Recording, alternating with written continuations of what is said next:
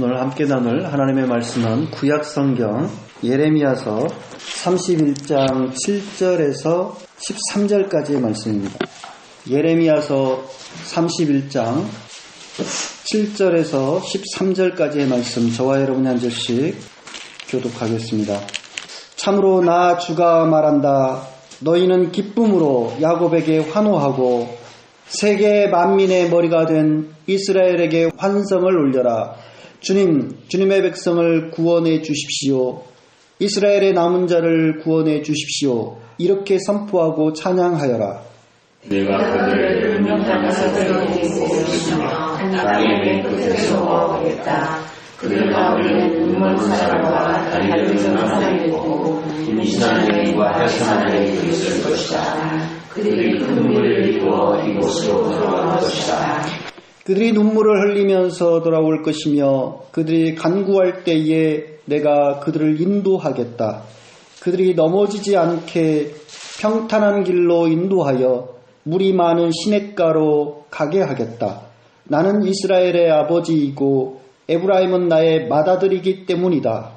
모든 족자가 너희를 나에게 맡기고 먼 해안 제사장에게 일하여 전하라. 이스라엘의 크신 주께서 그들을 다시 모시고 목자가 자기 양을 지키듯이 그들을 지켜주신다. 그렇다. 나 주가 야곱을 속량하여 주고 야곱보다 더 강한 자의 손에서 그를 구원해냈다. 그들은 돌아와서 신실한 관계에서 찬송을 부르고 주의 공성을 복식과 새꼬리와 기름과 양식기와 청관들을 받고 기발할 것이며 그들의 마음을 그들의 공성하셔서 다시 기억되지 않을 것이다. 13절 같이 읽습니다. 그때에는 처녀가 춤을 추며 기뻐하고 젊은이와 노인들이 함께 즐거워할 것이다. 내가 그들의 슬픔을 기쁨으로 바꾸어 놓고 그들을 위로하여 주겠다. 그들이 근심에서 벗어나서 기뻐할 것이다. 아멘. 새해 첫 주일을 맞이해서 주님의 은혜와 평강이 우리 성도들에게 가득하시길 바랍니다. 베트남 축구 대표단을 이끌고 있는 박항서 감독, 박항서의 매직이라는 말이 유행어가 되어 있는데 그 박항서 매직이 또 다른 차원에서 계속해서 전개되고 있는 것으로 보입니다. 지난 목요일날 제 후배 목사가 총회 파송 선교사가 되어서 저희 교회를 잠깐 찾아서 인사차 베트남 선교사로 이제 곧 나간다라고 하는데 베트남에 대해서 이런저런 이야기를 나누다가 요즘 베트남에서 벌어지고 있는 기이한 현상 한 가지를 소개를 하더라고요. 박항서 감독이 얼마나 베트남 사람들한테 요즘에 그 엄청난 영향력을 끼치고 있는가를 조금이나마 실감할 수 있는 이야기였는데요. 박 감독이 아주 독실한 크리스찬인가 봅니다. 그 부인이 또 권사님이시고 그래서 아무리 바빠도 꼭 주일이면 어김없이 예배 참석을 하시고 또 축구 대회에서 우승을 하게 되면 승리를 하게 되면 항상 그 하나님께 감사와 영광을 돌리는 기도를 그 자리에서 드린다고 합니다.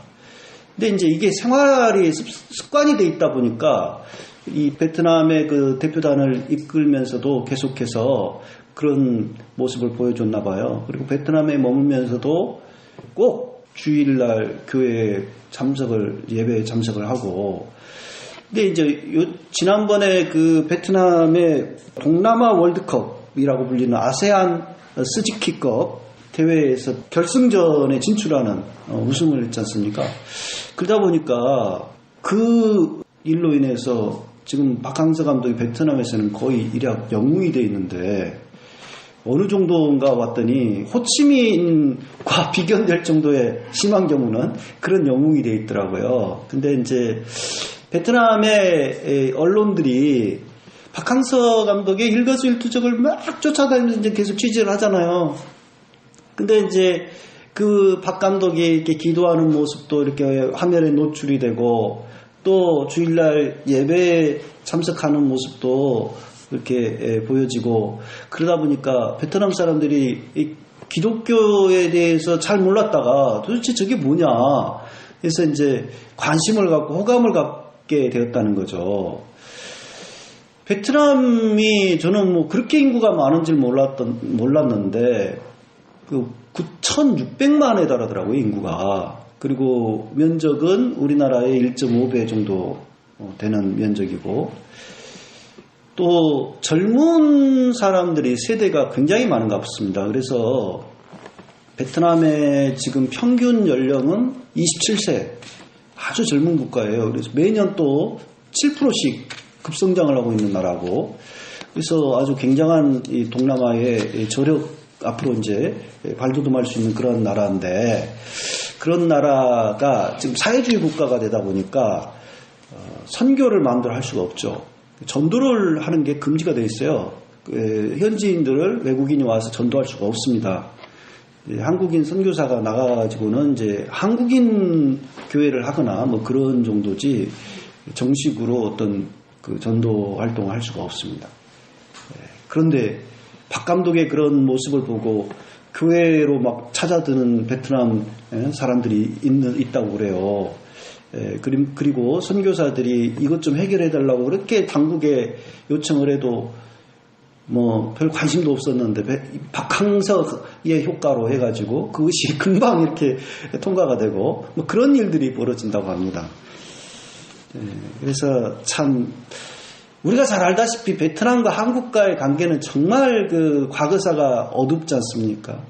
70년대 그 월남 파병 사건으로 해가지고 또 그 가가지고 미군의 용병으로 한국군들이 참전을 해가지고 민간인 학살을 엄청나게 저질렀어요. 그래가지고 그 과거사를 어떻게 앞으로 그 엄청난 죄값을 치러야 될까 지금 생각하면 막막합니다. 그런데 이 생각지도 못했던, 예상치도 못했던 박항서 감독이라는 분을 통해서 베트남과의 외교 관계가 이렇게 부드러워지고 말이죠.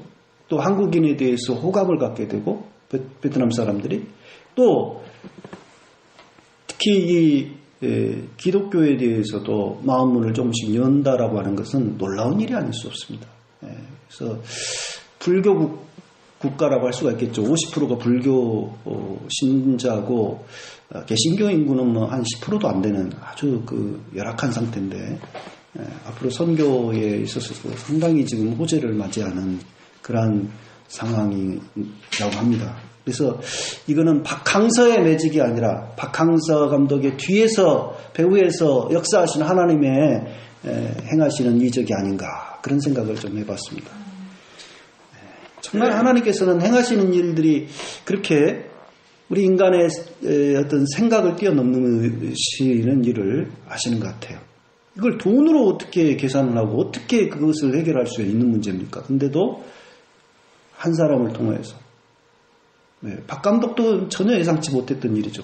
그런 일들이 벌어지고 있는 것입니다. 주님은 예언자 예레미야를 통해서 말씀하시기를 내가 이스라엘의 남은 자를 북녘에서 땅의 맨 끝에서 모아오겠다라고 말씀하십니다. 예레미야가 이 예언을 선포한 시기는 언제냐? 주전 7세기입니다.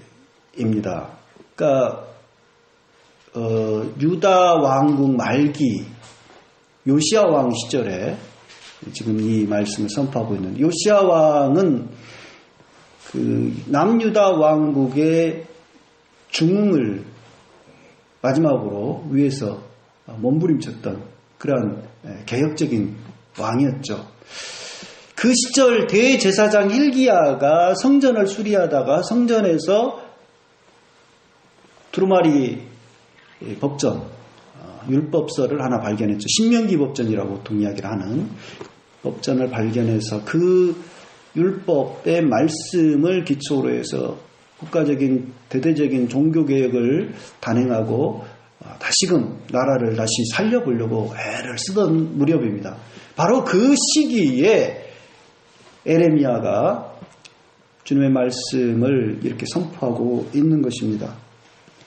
근데요, 북왕국 이스라엘, 이 시절의 북왕국 이스라엘은 멸망한 지가 무려 100년 가까이 됐던 때입니다. 굉장히 오랜 세월이 흘렀어요. 10년이면 우리말로 강산도 변한다고 하지 않습니까? 100년의 세월이 흘렀어요. 그러니까 북왕국 이스라엘은 남유다 왕국 사람들조차 이제 기억에서 가물가물하던 시절입니다. 그런데 천지 사방에 흩어졌던 이 북왕국 이스라엘 사람들을 주님께서 다 북녘 땅에서 땅의 맨 끝에 서서 끝에 사는 사람들일지라도 다 모아오겠다 이렇게 말씀하고 계시는 것입니다. 사지 멀쩡한 젊은 사람들, 똑똑하고 잘난 사람들 몇 사람만 데려오시는 것도 아니고 말씀 보십시오. 장애를 입고 다리를 절고 말이죠. 뭐 눈을 못 보고 뭐 이런 사람들까지, 그리고 임산부나 뭐 이런 해산한 여인들까지도, 그 약한 사람들까지도 다 데려오시겠다라고 말씀하고 계십니다. 그래서 북왕국 이스라엘 백성들을 회복시키겠다 이런 약속을 하고 계시는 것입니다. 주님께서는 북왕국 이스라엘 백성들을 일컬어서 나는 이스라엘의 아버지이고 에브라임은 나의 맏아들이다 라고 말씀하십니다.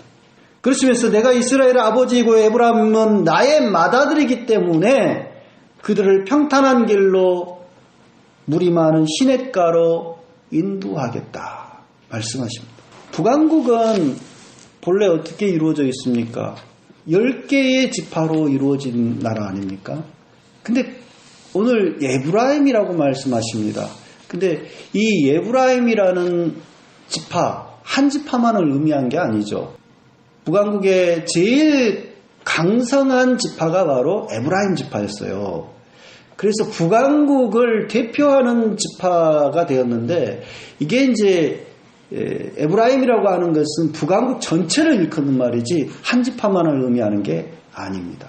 마치 우리가 남유다 왕국, 남왕국 하면 남유다 왕국, 유다 지파만을 이렇게 언급하는 것처럼, 그 안에는 뭐 레위인도 있고 베냐민 지파도 있고 다 있는데도 불구하고 유다만을 언급하지 않습니까? 그런 거 비슷한 거라고 할 수가 있겠습니다.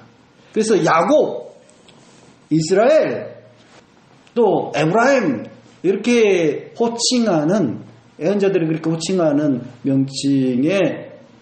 명칭은 바로 북왕국 이스라엘을 뜻하는 호칭입니다. 그러니까 북왕국 이스라엘을 하나님께서 자신의 맏아들, 장자라고까지 평하시고 그들을 다 불러 모아 오겠다 이렇게 말씀하고 계시는 겁니다. 그 남은 자들, 그 사람들을, 흩어졌던 그 백성들을 땅끝에서부터 다 모아와서 회복시키고 세계 만민의 머리가 되게 하겠다 이런 말씀을 하고 계십니다. 저는 이 말씀을 보면서 우리들의 그 저 멀리 잊혀져 버렸던, 지금 잊혀져 있는 한국 기독교의 본산, 본거지 북녘 땅을 떠올렸습니다. 한국의 한때 예루살렘이라고 불렸던 곳이 바로 평양 아닙니까?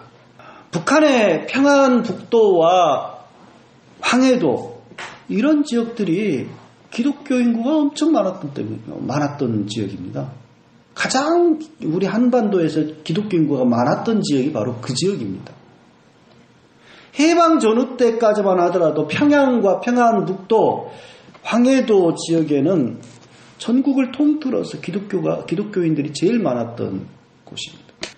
한국전쟁 직전에 북한에 12만 성도가 있었다라고 하면 믿어지십니까? 그리고 예배당 수만 해도 한국전쟁 직후에 1,400개에 달하였습니다. 평양에는 서문박교회, 또 기림리교회, 산정형교회, 창동교회 등 무려 680개 교회가 있었습니다.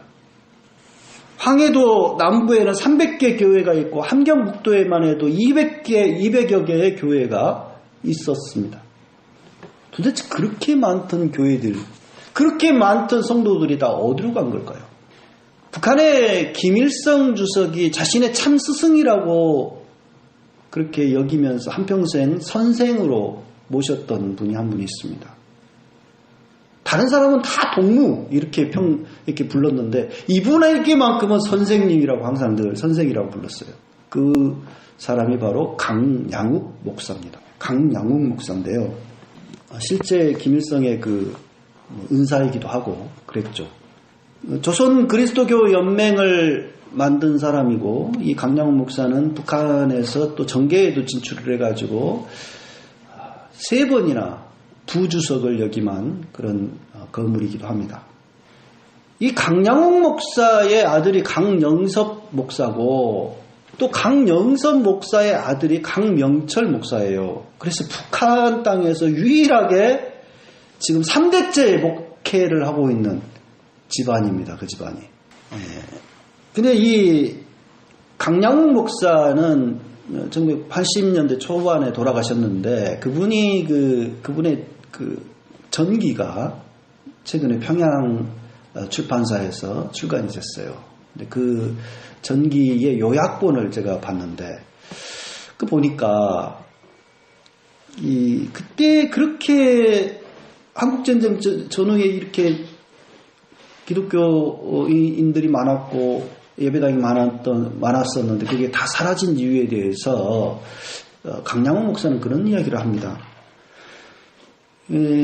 한국전쟁 시기에 그 북녘의 많은 동포들이 또 기독교인들이 미군이 최소한 십자가 있는 이 예배당은 폭격하지 않을 거다 해가지고 예배당에 그렇게 많이 피신을 했대요. 근데 예배당이고 그 미군이 그냥 다 폭격을 해가지고 잿더미를 만들어 놨답니다. 그래서 그때 예배당에서 기도하면서 죽은 장로와 그의 아들도 있고 엄청 많은 사람들이 그때 죽었다고 그래요. 그래서 그렇게 예배당이 다 하나도 없는 거다라는 이야기예요. 강 목사의 말을 액면 그대로 다 우리가 신뢰할 수는 없습니다. 하지만은 우리가 알고 있다시피 한국전쟁 시기에 전쟁이 끝나고 평양에 온전한 건물이 하나도 없었다라고 하는 이야기는 다 잘 알려진 사실입니다. 그만큼 엄청난 그 공습을 가했어요. 그 미군이. 그래서 예배당이 다 파괴가 된 것은 어느 정도 맞다라고는 볼 수 있는데 북한의 또 기독교인들이 그렇게 줄어들고 없어진 이유는 북한 정권이 기독교인들을 엄청난 박해를 가하고 탄압을 했기 때문이기도 합니다. 강양욱 목사 전기 자체에도 그것이 언급되어 있어요. 김일성 주석이 자신을 그렇게 아주 생일 때마다 늘 찾아뵙고 그렇게 할 정도로 챙겼는데도 불구하고 강양욱 목사를 한때 주변 사람들이 그렇게 힘들게 했나 봐요. 음해하고 어찌 기독교 목사가 아직도 저렇게 활개치고 다니냐 하면서 그렇게 핍박을 했다고 합니다. 그러니까 너무 힘들어가지고 김 주석한테 이야기를 했더니 다시는 그렇게 주변 사람들에게 괴롭히지 못하도록 자신이 보증을 서겠다고 그렇게 아주 그 일이 있고 나서부터는 절대로 건드리지 못하게 되었다. 그런 이야기를 합니다. 그러니까 김 주석이 강 목사를 스승으로 여기고 그렇게 보호해주고 그런 사람도 그렇게 당했는데 일반 기독교인들은 오죽했을까 그런 생각을 했어요. 저는 그만큼 기독교인으로 살아가기가 어려운 나라가 된 거죠. 그래서 북한 정권의 기독교 박해 그리고 미군의 폭격 이런 것들이 복합적으로 작용을 해서 지금의 북녘 땅에 그렇게 기독교인들이 줄어들고 또 예배당 건물을 찾아보기 어려운 그런 상황이 된 것이 아닌가 싶습니다. 하나님께서는 멸망한 북왕국 이스라엘 백성들을 잊지 않으시고 그들을 불러 모으십니다. 우리는 다 남유다 왕국 백성들은 다 잊어버렸을지 모르잖아요. 주님께서는 100여 년이나 흘렀는데도 불구하고 그들을 기억하고 그들을 다시금 불러내신다라고 하는 것입니다. 이처럼 주님께서는 북녘땅 무너진 예배당과 사라진 성도들에 대해서도 머지않아 다시금 되찾고 회복시킬 줄 믿습니다. 바로 올해가 그 회복을 위한 중대한 전환점이 되었으면 하는 그러한 마음 간절합니다. 사람은 슬퍼도 눈물을 흘리지만은 너무나도 기뻐도 감격의 눈물을 또 흘립니다. 흩어졌던 북왕국 이스라엘 백성들이 어떻게 돌아온다고 했습니까? 눈물을 흘리면서 돌아온다고 했습니다. 그들은 주님의 속량하심과 인도하심에 감격해서 눈물을 흘리면서 돌아온다고 했습니다. 너무도 기쁘고 즐거워서 처녀들은 춤을 추고 젊은이와 노인들이 함께 즐거워한다고 했습니다. 이역만리 뿔뿔이 흩어져서 아무런 희망도 없이 살아가던 그들이 다시금 고국 땅을 밟게 되고 시온산 꼭대기에서 주님을 찬송하면서 주님께서 주시는 곡식과 양과 소와 새 포도주를 선물로 또 받는다라고 했습니다. 절망에 겨워 살아가던 그들이 사는 게 사는 것이 아니었던 그들이 그 슬픔만 가득했던 그들이 기쁨을 얻게 되고 하나님의 큰 은혜를 맛보게 된다라고 하는 것입니다. 시편의 한 시인은 이렇게 노래합니다. 여호와를 사랑하는 너희여 악을 미워하라. 그가 그의 성도의 영혼을 보존하사 악인의 손에서 건지시느니라. 의인을 위하여 빛을 뿌리시고 마음이 정직한 자를 위하여 기쁨을 뿌리시는 도다. 하나님은 그의 백성을 환난 가운데서 악 가운데서 구원해내시고 그들에게 샘솟는 기쁨을 주시는 분이십니다. 분단치 10년을 이미 우리는 지났습니다. 기나긴 세월 동안 정말 말 그대로 통안의 눈물을 피울음을 흘려야 했던 세월이었습니다.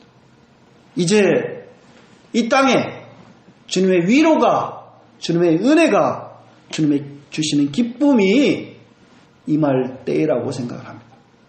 올 한 해 동안 우리의 생각을 뛰어넘는 주님의 특별한 은혜가 큰 기쁨이 우리와 이 땅 한반도 가운데 임하시길 기원합니다.